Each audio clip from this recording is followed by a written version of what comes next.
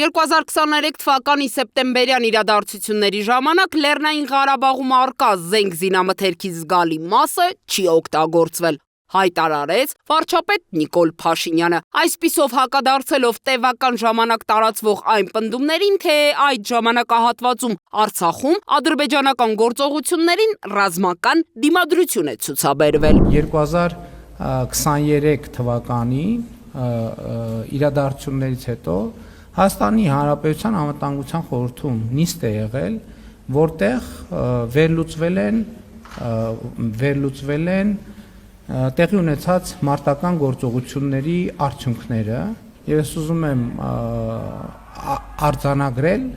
որ կռվելու եւ այլնի մասին պնդումները մեղմ ասած չեն համապատասխանում իրականությանը, որովհետեւ մեր հետախուզության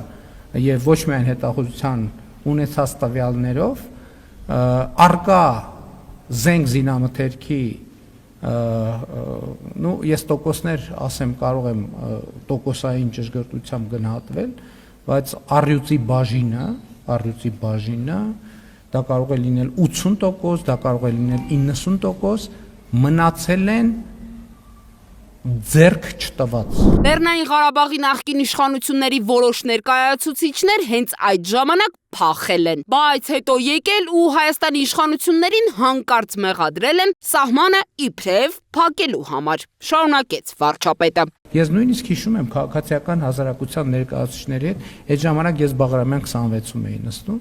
քաղաքացիական հասարակության ներկայացուցիչների հետ հանդիպում տեղի ունեցավ, որտեղ նրանք եկել էին եւ ինձնից պահանջում էին, որ ես սահմանը բացեմ։ Ես ասել եմ, որ սահմանը փակ չի բնականաբար, բայց նաեւ ուզում եմ ասել, որ Ղարաբաղի ներկայացուցիչներին ես այս ժամանակ զգուշացրել եմ, ասել եմ, եթե դուրս եկաք, իմացեք այլևս վերադարձի հնարավորություն չի լինելու։ Կառավարության ղեկավարը չբացառեց, որ անհրաժեշտության դեպքում կարող են հրապարակվել անգամ 2023 թվականի իրադարձությունների հետ կապված լրացուցիչ մանրամասներ։ Այդ միֆերը կռվել են միջև վերջ եւ այլն եւ այլն։ Իմիջայլոց կարիքը լինի այդ տվյալները կգաղտնա։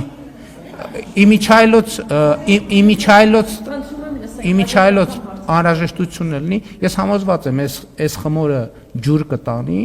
կթողենք, որ լավ տանի, որ Լեռնային Ղարաբաղի բանակցային գործընթացի փաստաթղթերի նման ճիշտ պահի ես կորոշեմ, երբ որոշում կայացնեմ, այդ ամեն ինչը հրապարակեմ։ Սուտ է, չի եղել տենց բան։ Փախել են, ճողոպրել են։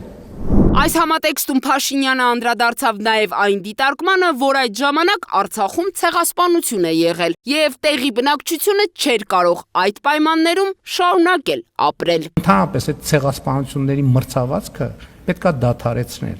Ասենք, երբ որ մեր տարածաշրջանում բոլորը բոլորին մեղադրում են ցեղասպանությունների մեջ։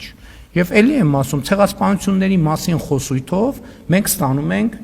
կամ դժվար է ասել, որից հետո է եղել, ցեղասպանությունների մասին խոսույթով մենք ստանում ենք ցեղասպանությունների մասին խոսույթ, վերադարձի մասին խոսույթով մենք ստանում ենք վերադարձի մասին խոսույթ, եւ մենք ելի ասում եմ, այդ ամեն ինչը մի բանի մասին է, Հայաստանի ժողովրդին, ներառյալ Ղարաբաղի ժողովրդին թույլ չտալ, որ խաղաղվեն, նրանց պահել պանդուխտի եւ գաղթականի կարգավիճակով, հույս տալով, թե էսա մի օր ցեղասպանությունը կճանաչի միջազգային հանրությունը, էսա մի օր Սևերի պայմանագիրը կաշխատի, էսա մի օր էս կլինի, էսա ես մեր քաղաքականությունը եւ ռազմավարությունը հետեւյալն է։ Մենք պետք է խաղաղվենք։ Հայաստանի ինչպես ժամանակին Չարենցն է ասել, կա Հայաստանի Հանրապետություն եւ ուրիշ ոչինչ։ Հարցին Լեռնային Ղարաբաղում 2023 թվականին տեղի ունեցածը ինքն արդյոք համարում է էթնիկ զտում, թե ոչ, Նիկոլ Փաշինյանը պատասխանեց. Ես այդ խոսույթը համարում եմ վնասակար, որովհետեւ մենք կարանք ասենք էթնիկ զտում, իրանք էլ ասցի հայլային ստանանք էթնիկ զտում, հետո ցեղասպանություն, հայլային ցեղասպանություն, հայլային ամեն ինչը հայլային, դա նշանակում է մուտք գործել կոնֆլիկտի ճանապարհ։ Իմ հոգսը դա չի։ Իմ հոգսը նա է, ինչ անենք, որ Ղարաբաղից տեղահանված մեր ժողովուրդը խաղաղվի, տուն ունենա, աշխատանք ունենա, անվտանգություն ունենա, ապահովություն ունենա, ազատություն ունենա եւ Հայաստանի Հանրապետության քաղաքացիներին։ Ես դրանով եմ զբաղվում։ Այս ռազմավարությանը Փաշինյանի խոսքով հայ ժողովուրդը պետք է տեր կանգնի սեփականատիրոջ գիտակցմամբ ու պետական շահի տրամաբանությամբ։